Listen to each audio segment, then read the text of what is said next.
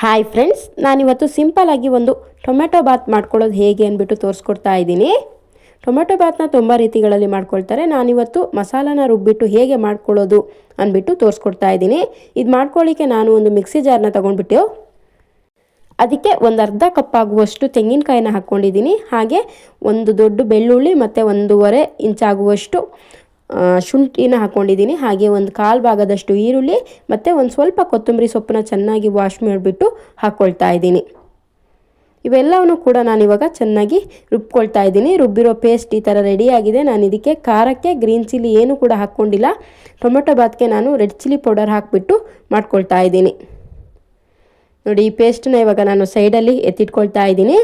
ಇವಾಗ ಸ್ಟವ್ ಮೇಲೆ ಮತ್ತೆ ಒಂದು ಕುಕ್ಕರ್ನ ಇಟ್ಬಿಟ್ಟು ಅದಕ್ಕೆ ಒಂದು 5 ಸ್ಪೂನ್ ಎಣ್ಣೆ ಹಾಕ್ಕೊಳ್ತಾ ಇದ್ದೀನಿ. ಎಣ್ಣೆ ಬದಲಾಗಿ ತುಪ್ಪ ಕೂಡ ಹಾಕೋಬೋದು, ಅಥವಾ ಸ್ವಲ್ಪ ಎಣ್ಣೆ ಸ್ವಲ್ಪ ತುಪ್ಪ ಕೂಡ ಸೇರಿಸ್ಕೊಂಡು ಮಾಡ್ಕೊಳ್ಬೋದು. ಇದಕ್ಕೆ ಚಕ್ಕೆ, ಲವಂಗ, ಪಲಾವ್ ಎಲೆ ಹಾಗೆ ಕಾಳುಮೆಣಸನ್ನ ಹಾಕ್ಕೊಂಡಿದ್ದೀನಿ. ಹಾಗೆ ಒಂದು ಅರ್ಧ ಈರುಳ್ಳಿನ ಉದ್ದುದಾಗಿ ಕಟ್ ಮಾಡಿ ಹಾಕ್ಕೊಂಡಿದ್ದೀನಿ. ಇವೆಲ್ಲವನ್ನು ಕೂಡ ಎಣ್ಣೆಯಲ್ಲಿ ಸ್ವಲ್ಪ ಫ್ರೈ ಮಾಡ್ಕೊಳ್ಬೇಕು. ಇವಾಗ ಇದು ಟೊಮೆಟೊ ಬಾತ್ ಆಗಿರೋದ್ರಿಂದ ಇದಕ್ಕೆ ಸ್ವಲ್ಪ ಟೊಮೆಟೊ ಜಾಸ್ತಿ ಹಾಕ್ಕೊಳ್ಬೇಕು. ನಾನು ಮೀಡಿಯಮ್ ಸೈಜಿಂದ ಫುಲ್ ಕಲರ್ ಇರೋವಂಥ ಟೊಮೆಟೊನ ಒಂದು 3 ಟೊಮೆಟೊನ ಚಿಕ್ಕದಾಗಿ ಕಟ್ ಮಾಡಿ ಹಾಕ್ಕೊಂಡಿದ್ದೀನಿ. ಟೊಮೆಟೊ ಮತ್ತು ಈರುಳ್ಳಿ ಎರಡೂ ಕೂಡ ಎಣ್ಣೆಯಲ್ಲಿ ಸ್ವಲ್ಪ ಸಾಫ್ಟ್ ಆಗುವವರೆಗೂ ಕೂಡ ಬೇಯಿಸ್ಕೋಬೇಕು. ನೋಡಿ, ಇವಾಗ ಇದು ಚೆನ್ನಾಗಿ ಸಾಫ್ಟಾಗಿ ಬೆಂದಿದೆ. ಇವಾಗ ಇದಕ್ಕೆ ನಾನು ರುಬ್ಬಿರುವಂಥ ಮಸಾಲನ ಹಾಕ್ಕೊಳ್ತಾ ಇದ್ದೀನಿ. ನೀರೇನು ಸೇರಿಸ್ಕೋಬೇಡಿ. ಹಾಗೆಯೇ ಈ ಮಸಾಲನೂ ಕೂಡ ಎಣ್ಣೆಯಲ್ಲಿ ಸ್ವಲ್ಪ ಫ್ರೈ ಮಾಡ್ಕೋಬೇಕು, ಯಾಕಂದರೆ ಹಸಿ ಸ್ಮೆಲ್ಲೆಲ್ಲ ಹೋಗಬೇಕು. ಹಾಗಾಗಿ ಇದನ್ನು ಒಂದು ಎಣ್ಣೆಯಲ್ಲಿ ಒಂದು 5ರಿಂದ 10 ನಿಮಿಷ ಚೆನ್ನಾಗಿ ಫ್ರೈ ಮಾಡ್ಕೊಳ್ಳಿ. ಫ್ರೈ ಆದ ನಂತರ ಇದಕ್ಕೆ ನಾನಿವಾಗ ಖಾರಕ್ಕೆ ರೆಡ್ ಚಿಲ್ಲಿ ಪೌಡರ್ನ ಹಾಕ್ಕೊಳ್ತಾ ಇದ್ದೀನಿ. ನಾನು 1.5 ಸ್ಪೂನ್ ಆಗುವಷ್ಟು ರೆಡ್ ಚಿಲ್ಲಿ ಪೌಡರ್ನ ಹಾಕ್ಕೊಂಡಿದ್ದೀನಿ. ಹಾಗೆಯೇ ಒಂದು ಅರ್ಧ ಸ್ಪೂನ್ ಆಗುವಷ್ಟು ಅರಿಶಿನ ಪೌಡರ್ ಕೂಡ ಸೇರಿಸ್ಕೊಳ್ತಾ ಇದ್ದೀನಿ. ಹಾಗೆಯೇ ರುಚಿಗೆ ತಕ್ಕಷ್ಟು ಉಪ್ಪೇನಾದರೂ ಮತ್ತೆ ಕಮ್ಮಿ ಅನಿಸಿದ್ರೆ ನೀವು ರೈಸು ನೀರು ಹಾಕಿದ್ಮೇಲೆ ಕೂಡ ಆಮೇಲೆ ಸೇರಿಸ್ಕೋಬಹುದು. ಇವೆಲ್ಲ ಹಾಕಿ ಮತ್ತೆ ಒಂದ್ಸರಿ ಚೆನ್ನಾಗಿ ಮಿಕ್ಸ್ ಮಾಡ್ಕೊಳ್ಬೇಕು. ಟೊಮೊಟೊ ಈರುಳ್ಳಿ ಎಲ್ಲ ಕೂಡ ಸಾಕು ಇದರಲ್ಲಿ ಬೆಂದಿರೋದು. ಇನ್ನು ರೈಸ್ ಹಾಕಿದ್ಮೇಲೆ ರೈಸ್ ಜೊತೆ ಚೆನ್ನಾಗಿ ಬೇಯುತ್ತೆ. ಇವಾಗ ನಾನು ಒಂದು ಸ್ವಲ್ಪ ಕೊತ್ತಂಬರಿ ಸೊಪ್ಪನ್ನ ಚಿಕ್ಕದಾಗಿ ಕಟ್ ಮಾಡಿ ಇದ್ರ ಜೊತೆ ಹಾಕ್ಕೊಂಡಿದ್ದೀನಿ.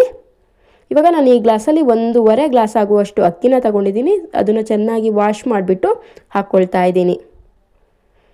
ನಾನು ಜೀರಾ ರೈಸ್ ತಗೊಂಡಿದ್ದೀನಿ, ನೀವು ಯಾವುದೇ ರೈಸ್ ಕೂಡ ತಗೊಳ್ಬೋದು. ಅಕ್ಕಿನ ಇದ್ರ ಜೊತೆ ಒಂದು ಸ್ವಲ್ಪ ಫ್ರೈ ಮಾಡ್ಕೊಳ್ಳಿ, ಚೆನ್ನಾಗಿ ಮಿಕ್ಸ್ ಮಾಡಿಕೊಂಡು. ಇದು ನಾನು 1.5 ಗ್ಲಾಸ್ ಆಗುವಷ್ಟು ಅಕ್ಕಿ ತಗೊಂಡಿರೋದ್ರಿಂದ 3 ಗ್ಲಾಸ್ ಆಗುವಷ್ಟು ನೀರನ್ನು ಹಾಕ್ಕೊಳ್ತಾ ಇದ್ದೀನಿ. ನೀವು ಎಷ್ಟು ಅಕ್ಕಿ ತಗೊಂಡಿರ್ತೀರೋ ಅದ್ರ ಡಬ್ಬಲ್ ನೀರು ಹಾಕ್ಕೊಂಡ್ರೆ ಕರೆಕ್ಟಾಗಿ ಬರುತ್ತೆ.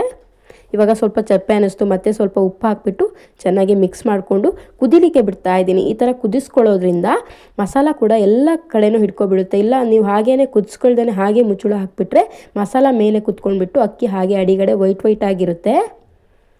ಈ ಥರ ಕುದಿಸ್ಬಿಟ್ಟು ಚೆನ್ನಾಗಿ ಒಂದ್ಸರಿ ಮುಚ್ಚಳನ ಕ್ಲೋಸ್ ಮಾಡಿಬಿಟ್ಟು 2 ವಿಷಲ್ ಬರ್ಸ್ಕೊಂಡ್ರೆ ಸಾಕಾಗುತ್ತೆ.